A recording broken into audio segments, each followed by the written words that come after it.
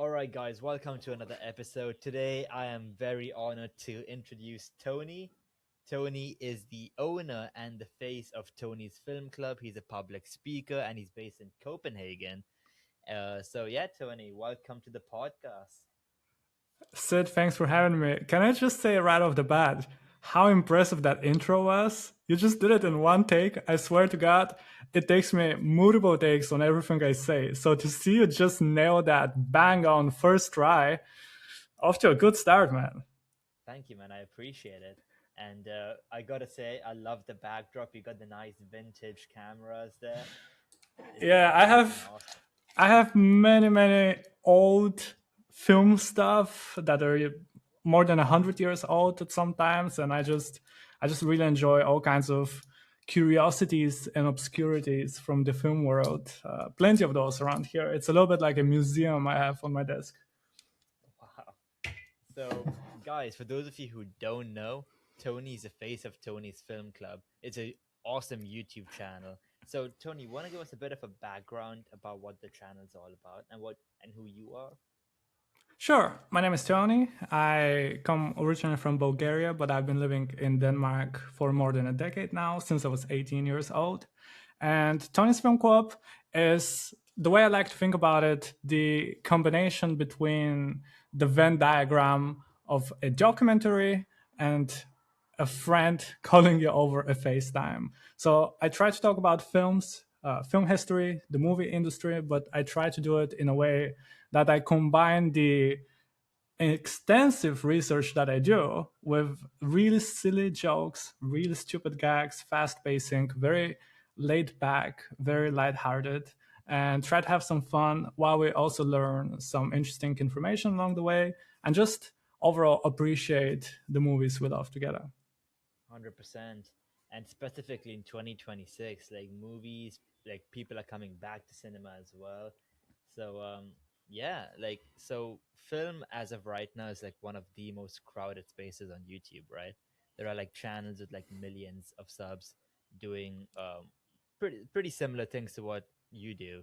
So, what made you start this channel, and what did you tell yourself when you looked at the size of competition, or even if you looked at the size of competition when you started? Yeah, this is a culmination of more than a decade of work. And I've always more or less wanted to be a YouTuber and do YouTube. And I've been trying to do it over the years in many different shapes and forms. I had different channels before that. I had a vlog channel, I had a travel channel, I had a lifestyle channel, and I did all sorts of cringy things that never worked. And towards the midway point of that decade of just trying things and not really succeeding at any of those, I just really had an honest conversation with myself and thought that I should just do something that I actually enjoy authentically, not trying to chase views or metrics, and combine my passions, which are video making, which is comedy, and which is movies, put them all together in a pot and be authentically me and try to actually work in that direction. So this is originally how Tony's Film Club was born in 2022. It was my New Year's resolution. I started the channel stereotypically on January 1st, 2022, and I've stuck with it ever since. That's amazing. And because I'm in the same boat as well, I've tried different channels in the past. Oh yeah, None of them are really stuck. I had a Lego channel growing up. I had a like a comic book channel growing up too in the really? background. Yeah, I was like I'm still a big geek, so I used to have like different things going on, but none of them really stuck. So I totally understand that point of view, especially when people are Well, trying to. I'm actually curious on your opinion on when do you think is the point in which we think something we've already tried does not work, we should give up on, or should we continue pushing? Is there any, at least in your opinion, is there some point or some metric that we realize that what we're trying did not work, or should we keep pushing because maybe it will work? 100%. I think for me that the changing factor was that okay, I started a fitness channel, for example, in my first year of university, just me recording my videos. But after a point, I didn't. It felt like a burden to record it. I got a Mm. bit of body dysmorphia doing it as well because I used to compare myself to like the big fitness influencers, and I feel that's what really made me stop doing it, and I just didn't enjoy it anymore. Yeah. I wanted to be in the entertainment space. I wanted to be in the same realm of creation, like the Sidemen, for example, from Hmm. like Hmm. and the fitness thing wasn't allowing that to happen, in my opinion. I see. So personal enjoyment is a big metric to Yeah, keep pushing, even if it's not working out. yeah, Yeah, I agree with that actually. Yeah. yeah. Like for example, right now, like my main channel, Sid Parikh, I post like a lot of storytelling videos, but the Mhm. filming the video, piecing the stories together, it's all really exciting because when you film a cool video, you really want to like make it a nice story. So I feel like it's definitely the right direction. And that's the biggest difference of what will keep you going when ultimately it's inevitable to happen that you won't see results for a while. So Yeah, unless you actually enjoy it, you cannot keep pushing those videos that are 10 out of 10s and get 7 views yeah, because it's soul crushing when you put so much effort into it. So if you don't even enjoy it, then it is torture, then it is 100%, masochism. 100%, absolutely. So take me through the very beginning. Like, what did your first few videos look like? Like, I've seen it, and like, how did they perform? What was the gap between what you imagine your channel would be and what it actually was when you started your YouTube? Yeah. With me, it was both a good and bad with my first video because I was lucky enough that the first video actually performed really well for a brand new channel with 0 subscribers. It got a few thousand views, and for me, that was absolutely mind blowing, amazing. And then it kept growing, and I think it reached maybe 15, 16,000 views for the very first video. So I was super enthusiastic about it. I was over the moon. And then just the next few videos were back to back flops. I could not reach the height of that first video. Now, looking back at it, I could have a few ideas as to why.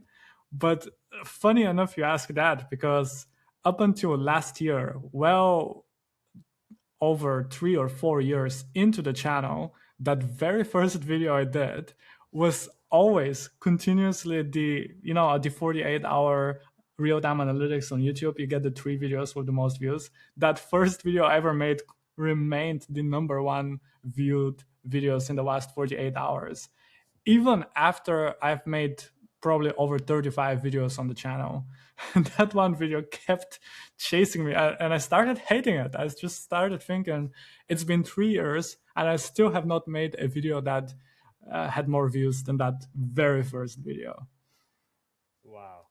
And have you like when you publish that first video, was your second video like a follow up, like an automatic similar type of video, or No, and that was most likely my mistake. It was completely different. It was oh, okay, still related to film. Well, my first video was talking about an old silent film, which had a lot of history with it, and I tied it in with Goodfellas, which is a Martin Scorsese film. And it hit. There was something special about it. Maybe it was an interesting connection between those two very unlikely movies that turn out actually do have a connection. And then my second video was me going to a real life cinema where there was a composer who composed the music on a piano while a silent film played, just like they did it back in the day, which was a really cool experience. And I would think that it is very much related.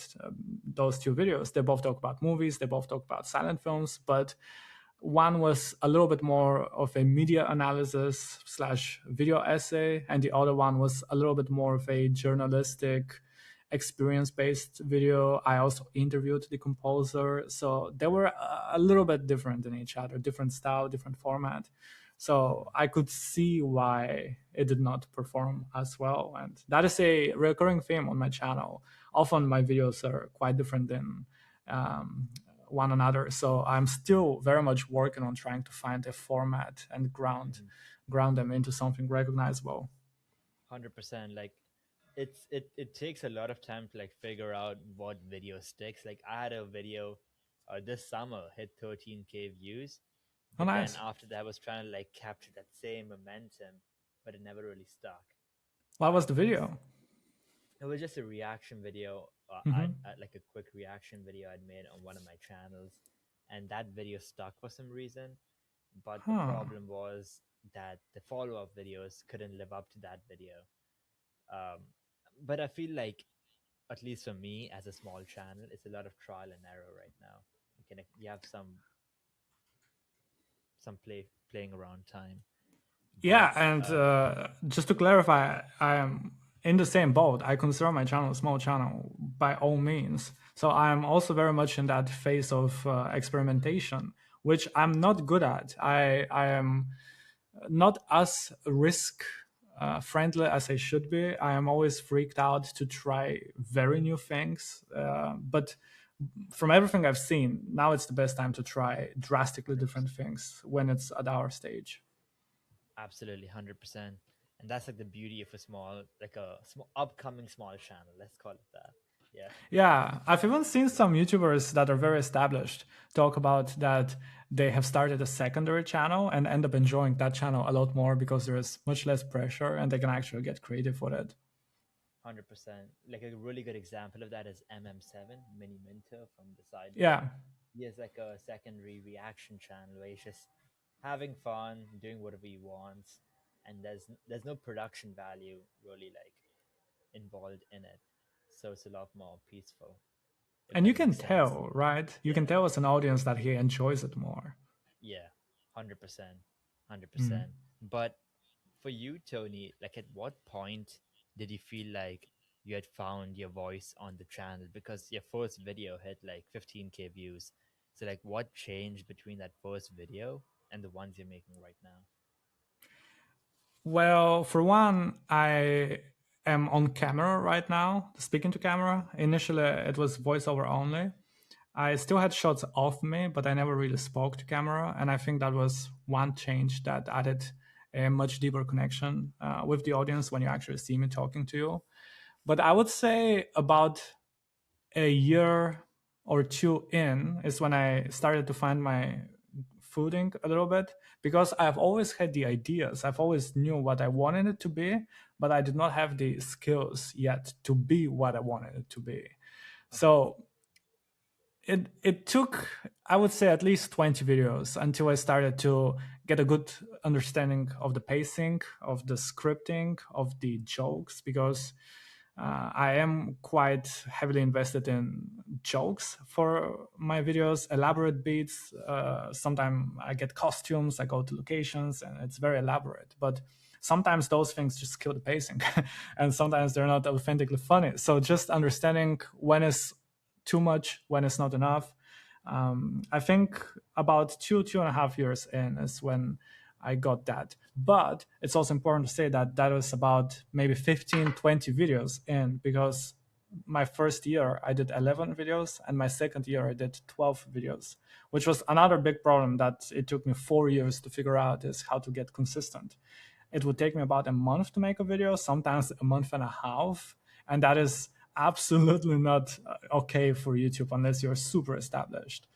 And the faster you get those reps, as in videos, the better. So if I could go back in time, I would wish I just cranked those videos much, much, much, much faster and get to those 10, 20, 30, 50 videos much quicker. 100%. But what made the videos take like a month to prepare or even edit or produce? Like what was that entire Yeah. process like? Well, I would first of all mainly blame myself because there's just no way around it. Well, part of it is that I had a full time job. So, with that, obviously, sometimes you're more busy at work than other times. But I would just procrastinate a little bit too much. And I think part of that procrastination was just because I was too scared of it not being good enough. And that fear of it not really being that good at some point got so big that it prevented me from even doing the work, because if I don't do it, then it cannot be bad. So I would just push it more and more and more, and I would script for ages. It would take me sometimes an hour to write two sentences, and I would keep rewriting the same paragraph over and over and over and over again. And I would just freeze up, and I would just overthink it way too much. Hmm. And I'm still trying to get better at that. I've gotten a lot better. Nowadays, my production time is maximum 2 weeks when it is a bigger scope video. But if it is something with less of a scope, I could do it in 3 days. And my record is actually a day and a half, which was unthinkable a year ago. Wow. And one of the things that helped the most is just setting a deadline. I've I have a physical calendar above my desk, and I have the entire month on it, and I have put a star on the 2 days per month every second week in which I publish a video. And every day I cross one day off, and I see the time passing. I see it coming closer and closer, and whether I want it or not, when the day comes, I must have something to publish. So I just get myself together and I I do it. So far this year, I have stuck with that bi-weekly schedule, and it's been game changing, I think. That's awesome. That's fantastic. And I really do want to emphasize the fact that you mentioned, right? Like sometimes you used to like procrastinate the video because you were afraid of like the performance. And I cannot relate to that more. This Yeah. summer, like for my main channel, I put off a video for 2 months. Two Oh, months. Yeah, because what made it? I was because my channel is more about the storytelling side of things, and I was afraid that the story wasn't good enough. I was afraid the concept wasn't good enough. I was afraid XYZ wasn't good enough, and I used to just come up with um, these like I used to tell myself, "Oh, I have a creative block because this channel, I mean, this idea is not sticking, or this idea is not feasible." And I used to keep on telling myself that, and I didn't have a video for like 2 months until like I just left my room. I went to campus and I pumped out video ideas which actually made sense for the next Mhm. 3 months. So like sometimes I feel like setting a deadline and just leaving the environment you're in for like so long is always a good idea for anyone who has a creative block. So have you managed to overcome this fear and I suppose perfectionism, or do you still have a little bit of lingering? I have it lingering for sure. Like, does it ever really go? Is the Yeah. question, right? So There is actually a lot to be learned from the film industry, uh, because two examples I want to give from there. One is that a very old cliche director saying is that a film is never done, it is only released, meaning that a director will keep working on the film until the day of the premiere. And if that premiere was a month later, they would just keep tinkering a month more. But a little bit more practical example actually is that I've been doing a little bit of research on Marvel and their cinematic universe, and I was just watching the making of the big event film with the Avengers and Infinity War and Endgame, and I was shocked to hear that the directors, the Russo brothers, they kept working on this film over and over and over again until the very end, including while they were editing. They would sometimes text someone and just be like, hey, can you record this line on your iPhone and just send it over? And they would just put it in the film because they randomly got the idea in the last minute. They kept re-recording alternative versions, different lines, shooting something, seeing how it looks, going back, redoing it, retaking it. They just kept working over and over and over again.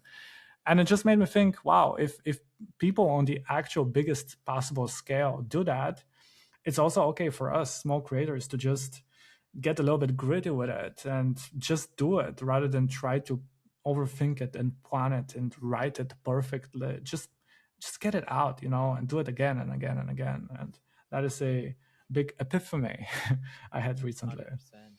Like I'm just thinking about it right now, and it makes so much sense, you know. And I'm glad you mentioned that as well because it's definitely eye opening. If you're doing it on the biggest stage with them all, we definitely have room to play. So Yes, absolutely. I would recommend for every creator who has struggled with perfectionism or procrastination to watch documentaries about the making of successful things. And there's actually two specific ones I can recommend straight away. One is it's honestly hilariously funny documentary, a little bit shocking, but also very inspiring. Maybe not for the right reason, but it's a documentary with the Duffer brothers who were working on Stranger Things season 5, and they were working simultaneously on a stage play of the show. So the documentary follows them behind the scenes as they're making that stage play happen, more or less in real time. And I was watching it with my mouth dropped because you would think, hey, Stranger Things is the biggest Netflix show. This thing is a giant franchise with millions of fans around the world. It must be incredibly proper, right? No. You see in the documentary that everything was broken. It was incredibly chaotic. People were frustrated. It was incredibly gritty. And it's a whole miracle that this thing even got made. And when you see that, you start thinking to yourself, wow, okay, that's just a creative process. There's just no magic land in which all projects suddenly work amazingly. So, if in your own creative process, sometimes it's hard, sometimes you hate it, sometimes you have a creative block, sometimes the result is really not that great compared to what you were thinking, I just think it's important not to try to fight those emotions because they're real, but just to understand it's okay. That's just how it is. Everyone goes through this. So just embrace it, honestly. 100%. And I'm so glad you mentioned that because I feel like as small creators, we feel like this problem is unique to us, but Yeah. there are like so many other small creators who have the same problem. And Yeah. no, I'm glad you mentioned that. And But I that's feel why I'm so happy. That's why I'm so happy that you're doing this podcast because as a small creator, watching your podcast and watching people talk about things like that just makes you feel better because in a lot of cases also smaller creators are doing it solo and they don't have a network or friends that are into it or people who have a similar interest. So getting to hear from other people via podcasts like yours and your content, it's very therapeutic. It is thank really, you, really valuable. thank you. And talking about creating a community, guys, it's very important to like try to create, you know, a bunch of other like just try to like network with a bunch of people in the space is really helpful. Like I'm really glad I reached out to Tony. And Tony, I want to tell you something at the end of the podcast, which I'd love for you to potentially join as well. I'll keep Sure. that for the end though to keep the retention up. A little retention hook over here. I see you. Yeah. But a lot of like creators post consistently on YouTube right now, but they Yeah, still do not grow. And like, I think YouTube's not just for uploading, it's about understanding how the platform works right now, especially in 2026. So, walk me through how you think about the algorithm and what you've learned about getting YouTube to push your content out to new people. sure. Well, first of all, I just need to take a second to highlight this banger quote you just dropped. YouTube is not about uploading, it's about understanding. Someone needs to make a photo of that and put your face behind and write it in a nice font. That's well said. I agree with that. Thank you. I agree absolutely with that. And I just want to preface my answer with the fact that I am still very much figuring this out. I wish I had the magic formula, but I believe very few people have it, if any. I would argue some people have it, but those few people you can count on one hand, and I'm definitely not one of those. But I have picked up a thing or two along the way about the way I approach it, and I would say that I can give a few overall tips and I can also get a little bit specific because personally I really enjoy when people do this type of interviews and they actually give super specific actionable advice. So I'm very happy to do that, and please ask me if you have super specific questions. But I 100%. would say that a few of the things that made the biggest change for me was trying to package my videos not as boring textbook Wikipedia articles the way they used to be, but really try to tap into the curiosity of people. And I've realized that you can package the exact same video into vastly different ways. And one of those ways would be really, really different and more interesting. Just yesterday, actually, a random video popped in from a channel I haven't seen yet. But the video itself was basically ranking Robert Pattinson's roles on a S tier list. That's a pretty popular form on YouTube.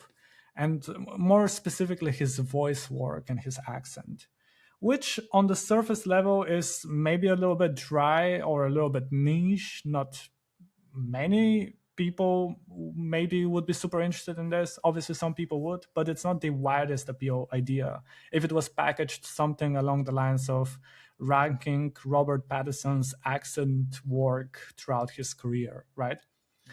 But the video was packaged with a very interesting title that got me to click. It was just saying something weird happens with Robert Pattinson's voice, or something along those lines. There's a strange thing Robert Pattinson does with his voice.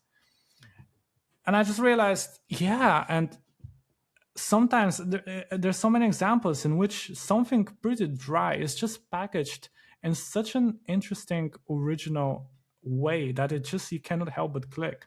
There's another video that's been popping up on my homepage lately, which is, I haven't seen the video, but I've seen the packaging many times. And it was titled that cinema is changing again. And it was IMAX in the thumbnail. So I suppose they're talking about IMAX and how that is changing, but it's just the packaging. Just the packaging was very interesting. So I would say when you have a topic or you're trying to figure out how to package it, you'll inevitably come up to the most obvious, most descriptive ways to title that video. But really try to get a little bit out of the box and really try to think, okay, how would I describe that to someone if I don't mention the actual thing in the video? And try to get creative. And you'd be surprised sometimes how much you can push it. Not to clickbait people, but just to find a much more interesting way to say the same thing. I see. 100%. So packaging would be the biggest key factor. And Yes. it's important that you said that, because in our previous episode or a couple of episodes before, we had a packaging strategist, Shubham. He's a 17-year-old guy who's crushing it in the packaging game. And he said the exact same thing as you. The packaging needs to have a key of curiosity involved with it. Um, of course, with Yeah. it goes hand in hand with the title as well. But for some people, like for me, for example, when you say curiosity, I always think, oh, it has to end with a question, or it's got to show some teaser or something in the thumbnail and title. Like, how could people make it really easy to add that curiosity element into their packaging? Like, could you give an Well, example of that? I can give an example with my own channel. Honestly, I think that might be a little bit more valuable. So I'm just going to pull it up and look at my videos and see if I can walk you through my thought process. And one of 100%. You can even those. share your screen if you'd like. Sure, yeah. And again, if anything pops to you specifically that you want to ask, let me know. But I'm just going to have a quick look because I want to. I'm sure that there's an example actually of something that is very much more outside of the box to what I was talking about. But okay, let's have an example, a recent video, which is very much this curiosity, and it's this film destroys itself after you watch it. So that is not a question in the title, that is a statement, right? This film destroys itself after you watch it. So that is the first piece of the puzzle, which I would argue is it's pretty interesting, but it's only interesting if you look at it in combination with the thumbnail. Because in the thumbnail, I am holding a red DVD disc. And Right. that combination, I think it's very interesting because when you see it, at least I imagine if I am the audience, I just imagine that this disc that I'm holding just bursts into flames after I play the film, or just puffs into smoke, or it just destroys itself, right? And You pull it I out. don't give you any sort of answer. I don't tell you why. I don't even tell you if that's true. But I say, hey, I'm holding a very strange looking blood red DVD. And if you watch it, it will destroy itself, which also leads, has curiosity because this is very counterintuitive. It's going against the grain because we all know that when you buy a DVD, This one. the physical media is there so you own it forever. That's the whole point of buying a DVD, so you can play it over and over and over again, and you can own it for decades. So it makes no sense that this film would destroy itself, right? So I think that is 100%. just a big combination of curiosity. It is also in the thumbnail because the DVD is red, and that is Yeah. very different than normal DVDs, which I think is why this video has performed amazingly well. And the Now, thumbnail is really good. it's super clean, right? It's like But the just colors contrasting. thank you. But also to illustrate, because I think it's important to underline that I am still figuring it out. You can see the video right next to it. Did not it Yeah. did infinitely worse, and I have maybe some theories as to why. Maybe it is a little bit too vague. I am not quite telling you what that weird thing I'm holding is. Maybe a better title could work. Maybe a different item that I'm holding could work, but that video did not do nearly as well, and that's just part of the game. You win some, you lose Yeah. some, and you just gotta keep trying. 100%. And do you A/B test your titles and thumbnails? I have gotten to a point, and this is part superstition, but I am currently only A/B testing titles.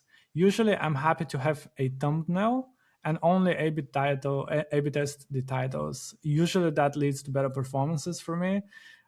And this has happened so consistently that at this point, I'm almost afraid to A/B test thumbnails because almost every time I A/B test a thumbnail, it is a flop. Or maybe a better explanation could be that if I have three different options of a thumbnail and three different options of a title, and those different options could be combined with each other in many different ways, I think that my idea and my packaging is not strong enough. So I am unsure of what is actually going to do really well. While with the example with this film destroys itself after you watch it, there was only one title and only one thumbnail. I was so sure in this that I did not feel any need to test it, and I did not. And it performed. So, and it performed. So I think that this could actually lead back to me that, and this is something that actually I'm currently thinking a lot about, that when I'm thinking of ideas and when I'm working on scripts and when I'm thinking of packaging, if I don't have a really, really strong idea for the title and the thumbnail, maybe the idea is actually not strong enough. If I have to work so hard to think of a good title, maybe it's just not there. Maybe I'm just trying to pull way too much out of thin air.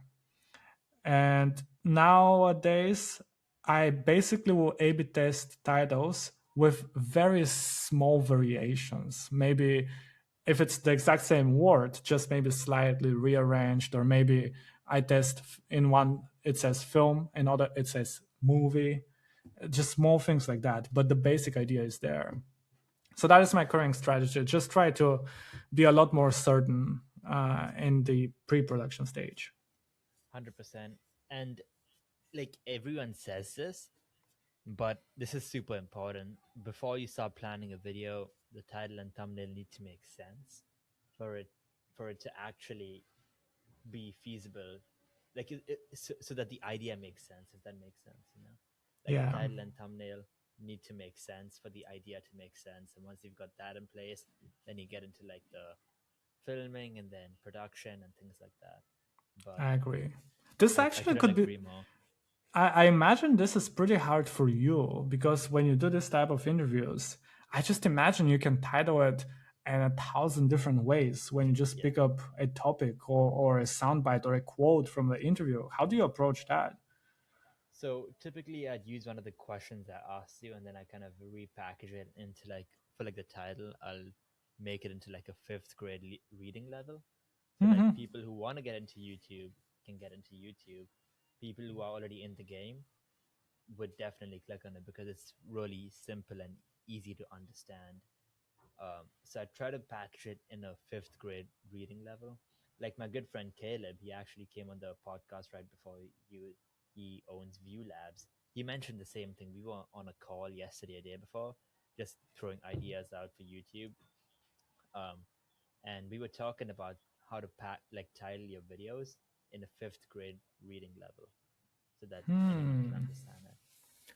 I see. How do you check if something is a fifth Like we grade just try level? to make the title as simple as possible, Okay, I like see. so simple as possible, and then you could ask like one of your friends, if I just read you the title, would you understand the video?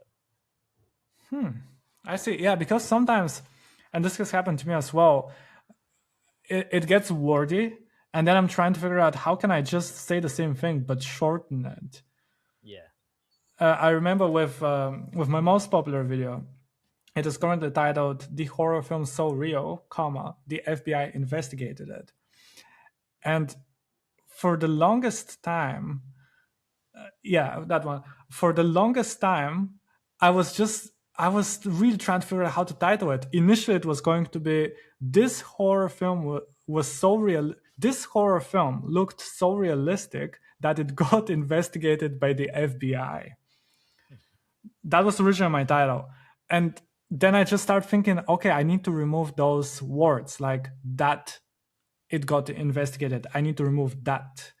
And okay, looks so realistic. That's a bit wordy. So instead, the horror film is so real. I would have preferred to say realistic. I don't even know if real is actually grammatically correct Yeah. in this case, but I just needed to really, as you say, simplify it and bring it down to that perhaps fifth grade level, reading level. And then the 100%. comma is exactly so. I put the comma so I didn't have to put that instead. So sometimes it just really comes down to trying to figure out the single Yeah, word.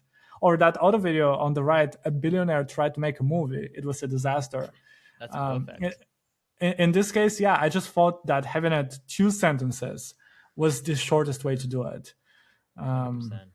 And That's yeah, like a really good example of like fifth grade reading level, fifth grade reading level, fifth grade reading level. Even this one, fifth grade reading level. there's a Like for whole the science to typecast it. one, yeah, 100%.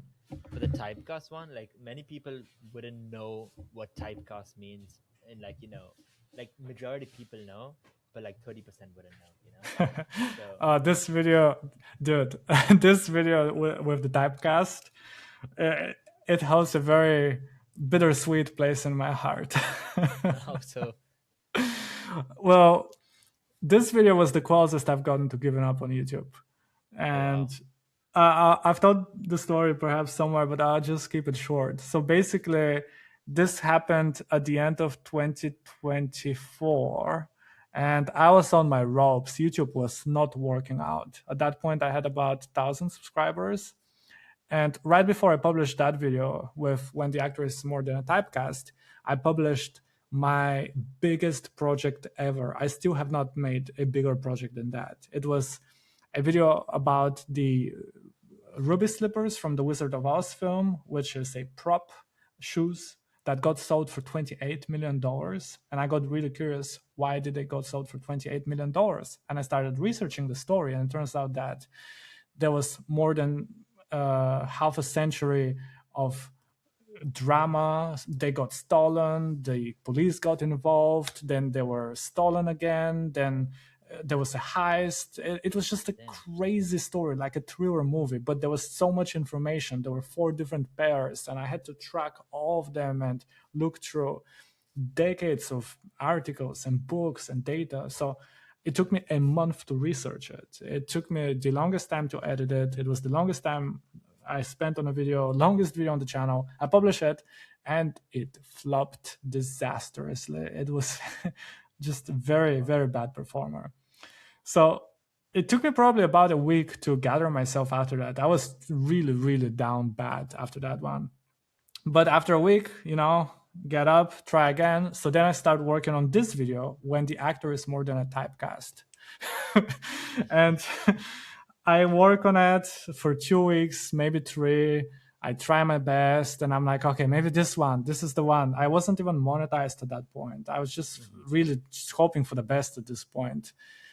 I put on this video, and it was the actual worst performing video in the history of my channel. On Wow. day 3, it had 12 views after 3 days.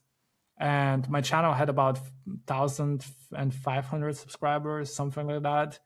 And dude, I was depressed. I was the closest I was to giving up. And then on the 3rd day, I changed the title to this title that you see right now. Before, the title was something along the lines of how Batista proved Hollywood wrong. But I changed the title. I kept the thumbnail. I changed the title.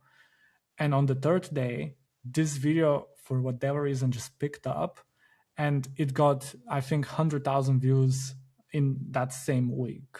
Although it had started with 12 views in 3 days, and the worst, dude, I am not kidding. The click through ratio was 0.3 for Oh 3 wow. days.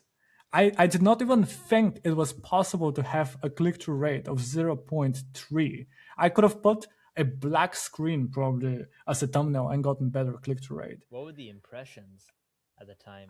I must have gotten a couple thousand impressions, I think, which was along the lines with what the channel was getting. So I don't know what happened, but it was depressingly bad. I Yeah. I'm not kidding. That was the closest I've gotten to giving up. And then magically, as I changed the title, it suddenly picked up, and then it got hundreds of thousands of views. Now it's sitting at 500,000. And then the video after, I need to remember if it was the video after or it was a few video. Yeah, exactly. Then the video after is the FBI video, which is about to hit 6 million views now. Wow. So had I given up on that one video, I would have not gotten my 2 biggest videos on the channel right after. That's crazy. Like it's always right before the big video you get humbled, and then once you get Yeah. humbled, you just blow up. And And that's the good and bad with YouTube, right? It's always this yeah, carrot hanging in front of you, and you're always thinking, man, I just need one video, or man, it's just gonna be the next video, and then it's not the next one, and you feel bad, and then you try again, and then you try again, and then try again. So it's only a question of how many of those can you take before you give up or before you make it work. 100%. And many people say all you need is just one video to go viral, but that is not the case. You need Agreed. like, yeah, you need, sure, you can have a video that goes viral, but you need multiple of those to actually go viral. Yeah, Um, that is the current problem of my channel. I do have hits, but I don't have consistent floor, which is what I'm currently working on. I would much rather, honestly, that every video has a certain amount of views. I would much rather that than have those huge spikes and then huge downs. mhm. So that is my problem. That is what I'm currently very actively working on. How can I just get an average that is consistent? I'm just really looking for that consistency because I've had 4 years of rolling the dice and hoping for the best. I've had enough. I would be very happy to have a consistent, predictable view floor. Absolutely. No, I get that. I totally do. Um, and I'm curious to know, what does your YouTube analytics actually tell you? Like, how do you use the data to make decisions about what you make next? Like, what are you looking at? What are you ignoring? What does that look like? Well, I think I will piss a lot of people off and I will expose myself, but I really don't look at the analytics that much. I should probably, but I don't.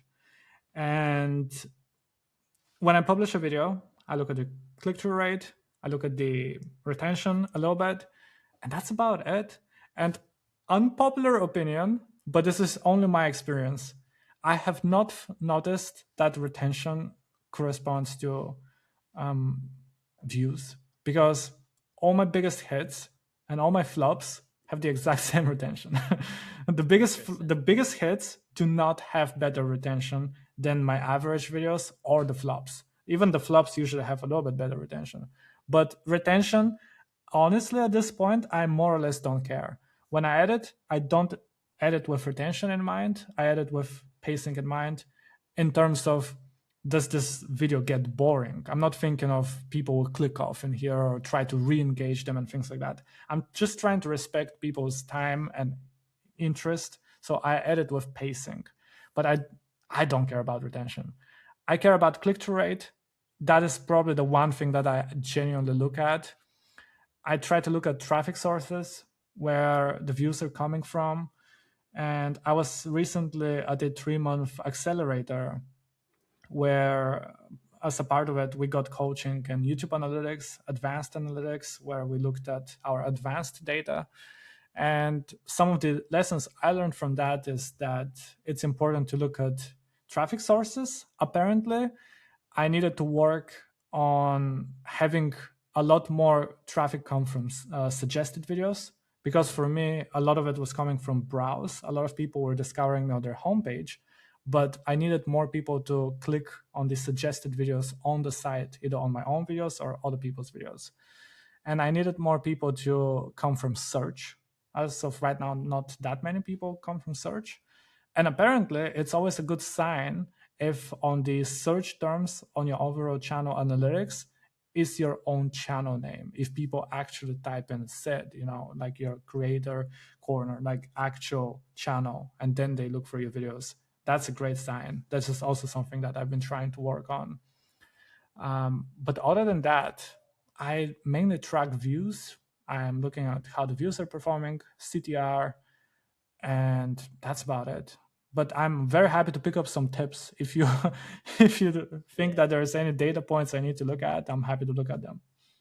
No, 100%. Like I'm the same way. I check traffic source. I check obviously click through rate, engagement, and the audience. Like in the YouTube tabs out there. Yeah. That's mainly what I check. I don't get into advanced mode and see like I check it every now and then. I don't go into advanced mode as often as I should be going. But was your 3-month accelerator like Patty Galloway's or No, it was a company called Electrify. They work with educational channels like Veritasium and Fern, actually, not Fern. So they specialize in educational channels, and it was actually for completely free. You basically had to apply, and they had a team of people who looked through all the applications, and then they selected 19 people from all around Europe, educational channels. And then every week we had a guest YouTuber, sometimes really big YouTubers with millions of subscribers, who would each have a topic and basically give us a workshop on their specific area of expertise. And it was a great experience. I learned a lot for those 3 months. wow, no 100%. So YouTube search versus browse versus suggested. These are like three completely different ways people can find your videos. So do you, because you said you wanted to come on to the suggested area, so do you create content with that in mind? Like how has that understanding changed how you approach it now? Yeah. I In order for the suggested to come up, I actually try to start with my own channel and then take it to hopefully to other channels. So something I've started doing recently is that at the end of my videos, I recommend a very specific video for people to click on. Before, when I would do my outro, I would just select on YouTube, pick the best video as a end screen element, and YouTube would suggest the best video for people to click on. But now, for the past 5 or so videos, I've started actually picking a relevant video that is similar to the one that I'm talking about. And then my outro is basically saying, hey, speaking of which, I recently made this video in which I talk about this and this and that. You can watch it up right now.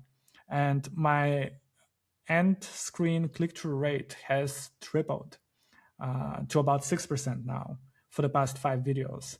And I think that as soon as you get someone to actually watch all the way through and click on the end screen card and watch another video, then you've entered them in a loop. And then I think on the sidebar, more and more videos of your own videos will start showing up, and hopefully start feeding that loop. And one viewer then equals a lot more views, and then they turn into an audience. So I've started with that.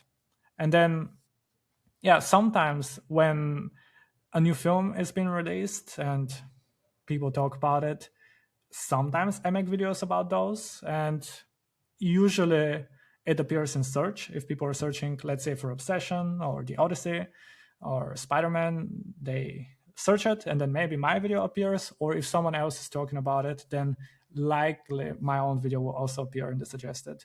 But those are the topical videos, and those are rare for me. Maybe 1 in 10, more or less, would be a topical video. I see. So you take like these winning topics like Odyssey, Obsession, or Spider-Man No Way Home, which has like a broad appeal to like much Yeah. wider audiences as well. Yeah, and this is something, honestly, I'm still trying to figure out, because I'm a little bit split on it. I think the smart thing would be to talk about the majority of new movies that get released, but Uh-huh. it's just not quite my bread and butter yet. I do prefer my videos to be a lot more researched and backed with data rather than just me talking about my Yeah. opinion. So part of Uh-huh. it is just me getting comfortable and trying to figure out how can I talk about the film, not just to review it or share my experience, because let's be honest, who cares to hear what some random guy thinks about the film, but how can I bring more to the table and maybe talk about the production, the history of it, how it got made, and things like that. So until I figure that out, I'm still very selective on which new releases I talk about.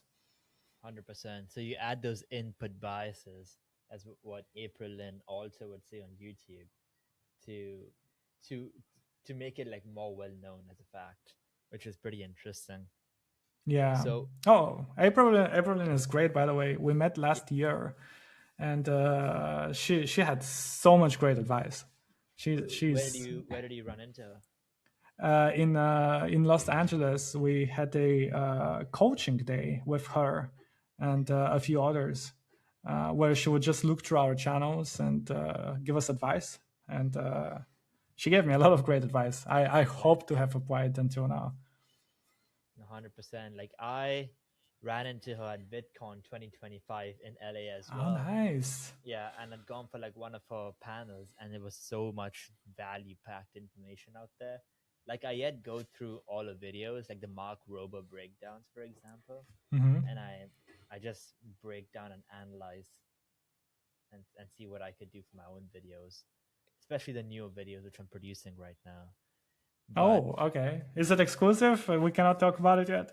oh no, yeah, we can talk about it. Like for Sure. example, my friend and I, like we kayaked all the way from one end of Vancouver to the other end of Vancouver in the open waters, and the time Right. limit's typically 4 hours. So we try to do it under 4 hours, and if we finish it under 4 hours, we get to have like a pizza for dinner, and if we don't, we don't get to have pizza. It's like a really simple concept, but we were in the open waters.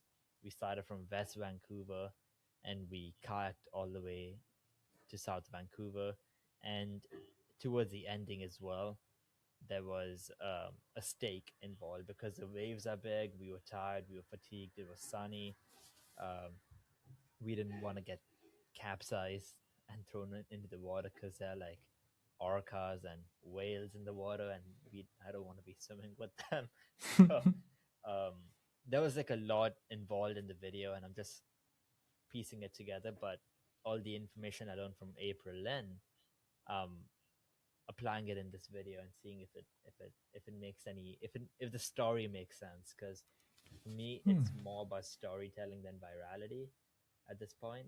Like I want the story to be good, you know. Interesting. So you have a lot of ingredients. You have the steaks, which is Hmm. the pizza price, right? Or even if you make it or not, you have Yeah, the obstacles.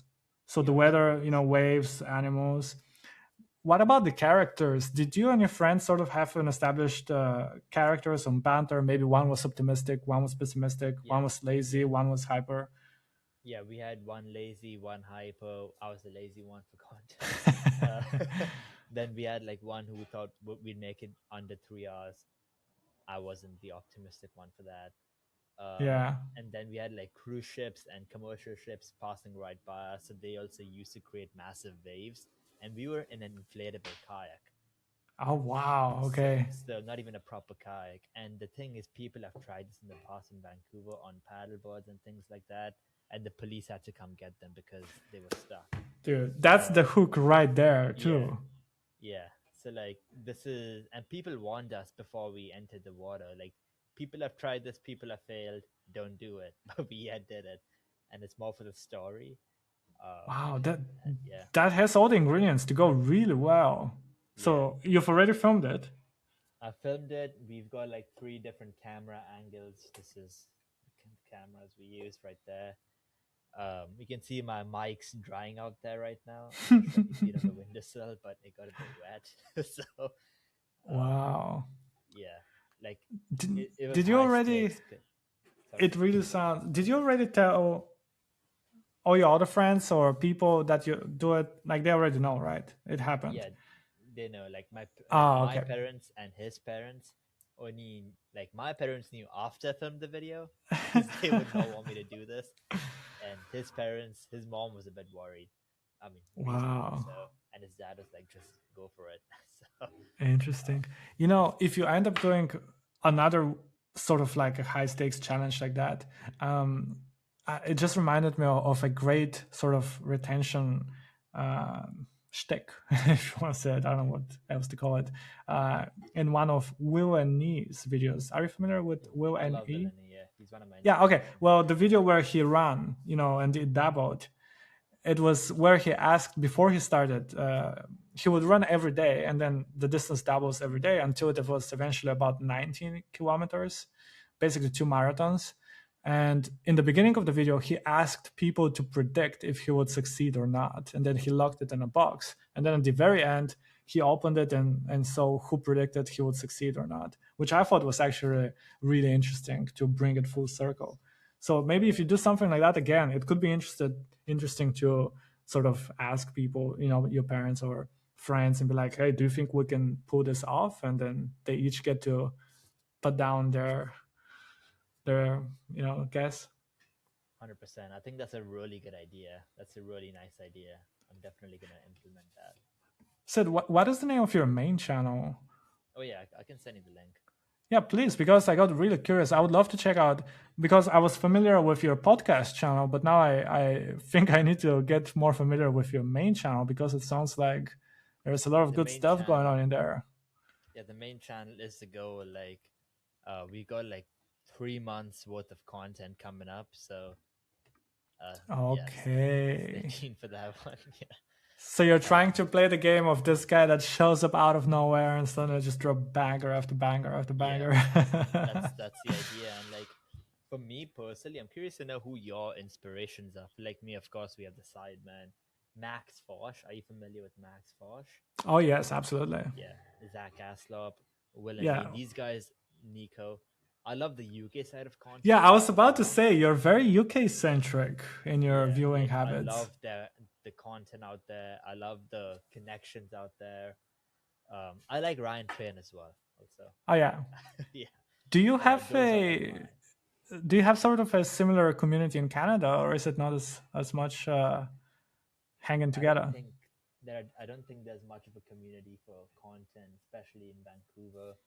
Like there are like more lifestyle based content creators, like school creators or like business related creators, but not in the niche I, or like not similar to the content I make.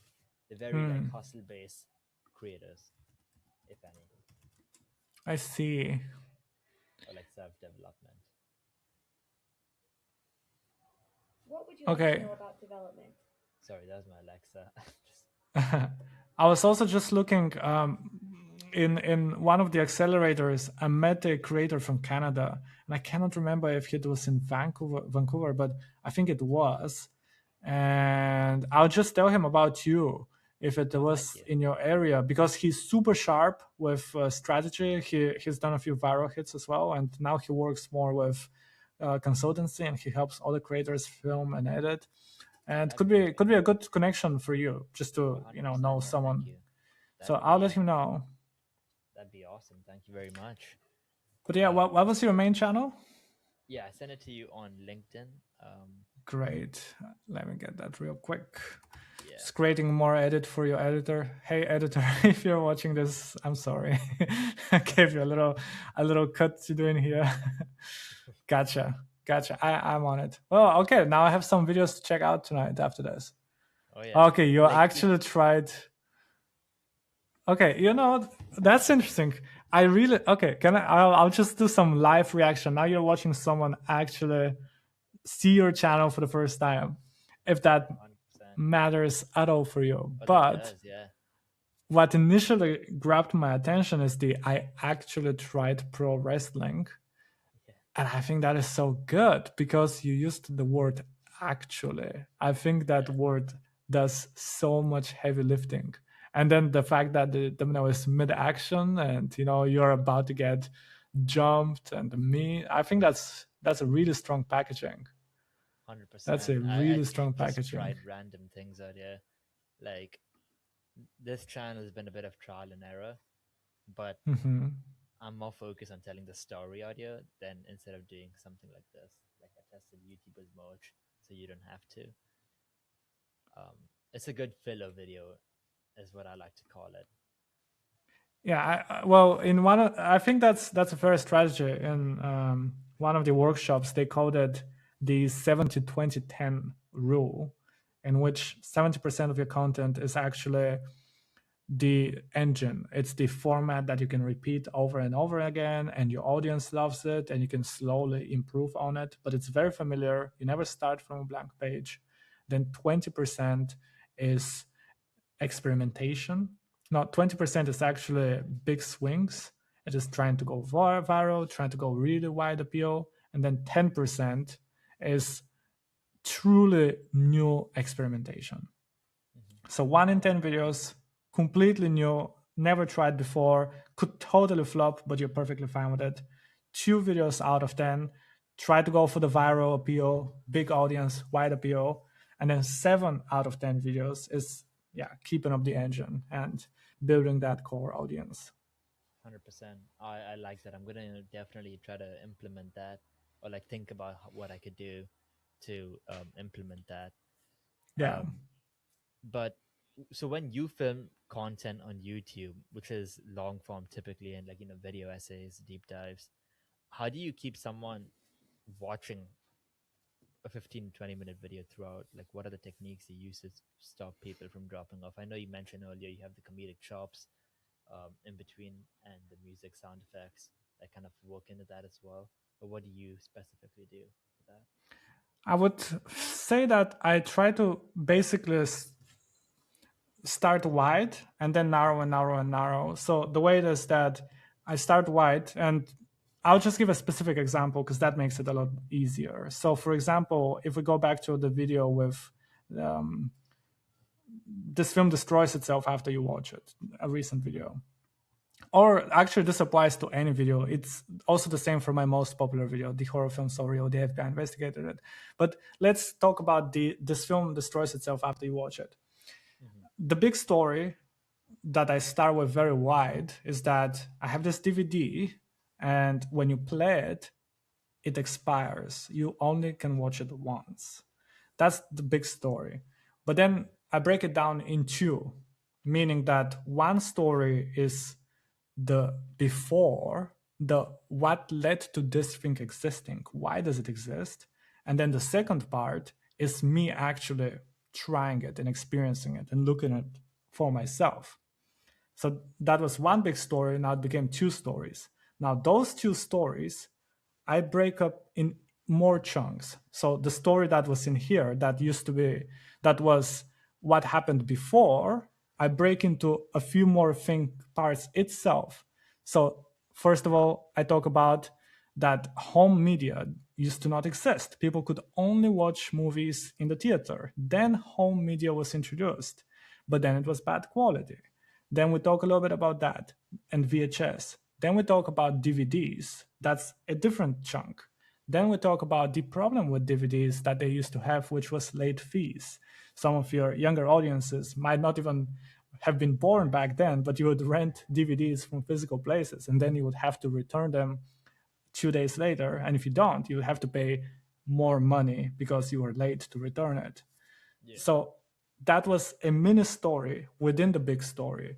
And then I just tried to make that mini story in itself interesting. And then when you put a lot of mini stories together that each in themselves is interesting, then the big overall arch should also be interesting. So I just tried to break it down to the smallest possible story. And just each story has a little introduction, has the main content, and then I try to end it with a sort of, not a hook, but try to end it with a cliffhanger in a way. So if I say, okay, and now people could finally rent movies at home, except little did they know what was supposed to be cheaper would end up being more expensive in the long run. So after I said that sentence, I'm setting up the next part of the story. And ideally, you would want to learn what that next part is because I sort of teased it, right? That's really interesting because I was seeing a video again of April and Altus. She says there are story cycles. So of course, a typical story or typical video is going to be intro, information or tension, payoff. And in the tension or payoff section, there are many story cycles involved in it, which have intro, story, or whatever context, and then payoff or question. And that question serves to be a retention cycle for you to get them to keep on watching the next part, and next part, and next part until the actual payoff happens, which is incredibly intelligent in my opinion. That is awesome. April is much smarter than me, and she probably explained it way better than me. So people should just go check out her video. But it checks out. It's just valuable. It's just basically mini dopamine hits that you give people throughout the whole video. So the story is just a lot of this rather than this. That's right. Yeah, 100%. It's cool to see that in fruition. Like people actually doing that, because again, like in YouTube, you're stuck in your own head that you think you're the only one doing it, but then you talk to other people. It's really refreshing to see other people doing it too. I would also, if I think about other actionable advice I can give, I would say break the pattern.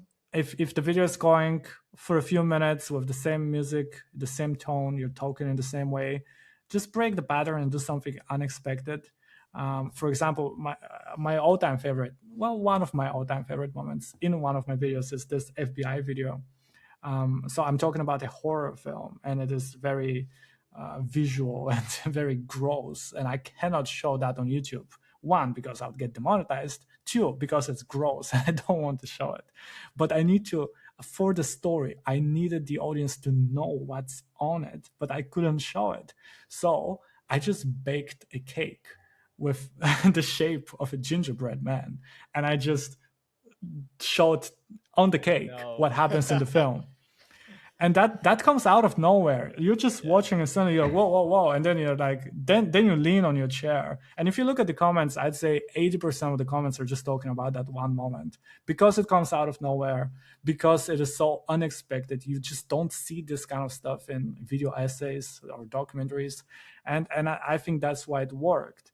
I would also say sometimes let your authenticity shine, leave mistakes, and that second most viewed videos I have about Dave Bautista, who is an actor, towards the end of it, I don't know what happens, but a poster behind me on the wall just fell down, and it sort of scared me. And I'm like, what the hell? Like, do I have ghosts? And that's absolutely unplanned, and I could have easily cut down for retention. But I was just thinking, like, no, that's like a human moment. That's authentic. That's interesting. That's unexpected. So just leaving sometimes things like that could be also very valuable. 100%. And it also adds to the comedic chops you mentioned earlier, for like a poster falling down and you getting scared. It could also serve to be comedic. It could also serve to be, I don't know, serious in some cases, depend on what you're talking about, right? But like right now you're at like 50K subs on YouTube, and there's a big difference between like people who get views and building an audience.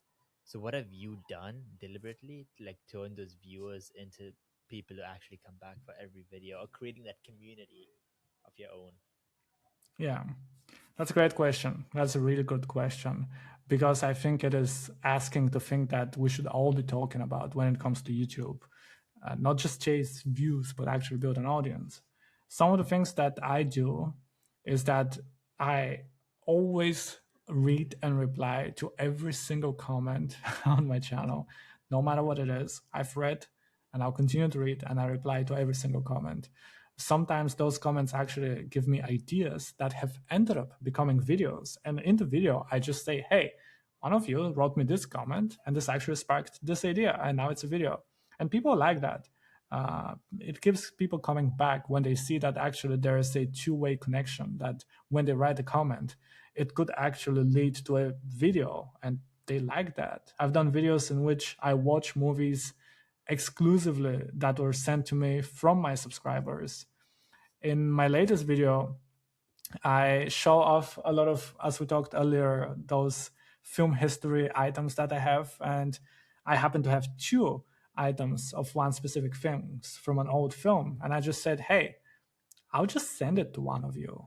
So I just send it to an audience member on the other side of the planet, simply because they watch my videos and because they're so supportive. I did not ask them to do anything. I just said, I'll send it to one of you. I put community posts on my community tab where I try to update people. Hey, this video is coming up, super excited for it. Or I did this, I was there. Talk to them, be engaging, be engaged, and try to not talk to them, but talk with them, if that makes sense. Yeah, that makes sense. Like talk like they're a friend of yours, and you're just having a chat about a specific movie or something along those lines. Which also reflects in the tone in which I speak. You know, a lot of, and this has been from day one, a lot of video essay channels, they have a very stereotypical sort of low, deep, bassy, monotone voice, you know, like, hello and welcome back to media analytics. And I would have done it, but my voice is not deep enough, you know, I haven't hit puberty yet. So I just cannot do that. So instead, I'm upbeat, I'm chatty, and I want that feeling like you're on a phone call with me and I'm just talking to you and I'm like, holy shit, you know, just check this thing I just found out. Isn't this crazy? I want that, and I want that to come across in the videos. So when I say that they're a combination of a documentary, it's only the research that I put into it that's reminiscent of documentaries. Everything else is YouTube. It is a vlog. It's a friend talking to you. 100%. And this is potentially something like you're gonna do full time as well, like. Hopefully, yes. I mean, I am currently dedicating my full time to it, but I also do other things, a little bit of acting and bits and pieces, you know. But the goal is that, yes, I just do YouTube. Our goal. Yeah. No, but so like you also have like a lot of people who agree with your opinions, but some of your opinions could also like land pretty badly with an audience because film fans are like really opinion. Yeah. So what is that like? What happens when people like start hating on you? Well, I've been both lucky and unlucky. Usually people don't hate on my opinions. Maybe they hate on me. But that's for things like I cannot control. You know, I've gotten most hate comments on my accent, but I've gotten pretty thick skin for it. So it does not really faze me. I don't engage with them, but I never delete them, and I don't censor anything on my channel. But I would say that opinion is 100% valid, whether people agree with it or not, as long as it's coming from the right place. And if anyone watches just one of my video, it will immediately become clear that even when I'm criticizing something, it is coming not from a place that, you know, there are some channels that just seem to have enjoyment out of tearing apart things like, hey, this is the worst film ever made and it sucks and everyone should get fired. But that's not what I do. When I see that something is bad and when I think it's bad, my intuition is to actually ask, why is this thing bad? Clearly, no one wants to make anything bad. It's a talented director. Look, his past movie was really good, but this one was not. So what happened? Let's actually talk about it. Or what is it that did not connect with me? I've made videos like that earlier this year about backrooms. I called it impressive but soulless. And in the video, I have the most utmost respect for the director, youngest director, A24, massive debut, fantastic achievement. But I did not connect with the film. But and that doesn't mean that I did think the film is bad. I don't think it's a bad film. I just didn't connect with it, and it Mhm. felt soulless to me. But two things can be true at the same time. I can still give him Yeah, props and appreciate what he did, while at the same time, as you say, criticize. And as long as my conscience is clean with things like that, people can disagree and write hate comments for it, and I truly wouldn't get phased by it. yeah, because you're not like you're not bashing the guy down. You're like giving your opinion, but also like giving him his props and props at you, Yeah, which is very fair, in my yeah. If opinion. anything, I would always try to see what went wrong. I have a very clear example of that because I don't know if you remember last year there was this film that came out, War of the Worlds, with Ice Yeah, Cube, the worst movie ever. which was the worst movie ever made, and it became viral. It became a huge meme. Everyone called it the worst film ever made. Yeah. What I did is that I wrote an email to the producer and I got an interview with the producer and the editor of the film, which was a world exclusive. It was 4 days before Forbes and the Hollywood Reporter and all the That's other crazy. outlets got an interview with him, some of which actually quoted my video because I did it before them. Because my No first way. instinct was to hear what went wrong. And I talked with the producer, it's on the channel, and I asked him, I say, hey, and that's what I told him. I said, I'm not here to defend your film. I'm not here to attack your film. What I'm here for is to just genuinely ask what happened and what do you think happened. And he was super honest. He said, we tried our best. This thing went wrong. This thing went right. I can see why people like dislike this. I think people are too much about this. And it made for a really honest and amazing conversation. Yeah, I'll link that down below so you guys can check it out as well. But alongside with, of course, building that community, do you also build a community using YouTube Shorts? Like, are you pushing content out through YouTube Shorts, and do you ever think about the relationship between YouTube Shorts and your main channel, and do they help each other, or are they completely separate things? Yeah, I am absolutely awful at shorts. And this is just something that I am hoping to start doing sometime in the next few months. I've tried shorts, I've published a few shorts. I have never had any success with shorts. And I know it's the smart thing to do. It seems like it's for a lot of people a cheat code to just grow channels really quickly. It just seems that I'm not able to crack it. And at this stage, I'm still trying to really figure out long form and then go hard on short form once I sort That's of fair. have a good understanding of long form. Until then, 100%. I just think I'm spending myself too thin, and it's just me. I write everything, I edit everything, I film. It's me doing everything, so I kind of had to Yeah. pick my battles. But anyone out there who have tips for shorts, let me know. Please invite more guests to talk about shorts. I'll be watching. Oh, 100%. Yeah, like I'm gonna get you in touch with Caleb right after this podcast episode. Actually, Sure. I was thinking like we can create like a little WhatsApp group and kind of help each other out because like he's as obsessed with YouTube as we are, and we just hop on phone calls and just geek out about like, oh, do this, do that, maybe Dude, change I'd this, maybe love do to. that. I'd love to. I've been pushing so many times with people to have like YouTube mastermind groups where we brainstorm together, help each other. And I've just experienced a lot of people are flaky, and I'm just dreaming. I hear people have those groups and people to Yeah, talk to, and I've always dreamt about having something like that. So you count me in. I can tell you same. that I'll be over it. I've never had like a group like that, like kind of brainstorm ideas, would help each other with the content, like help each other go over video edits before you post them and say, oh, maybe do this, maybe do that.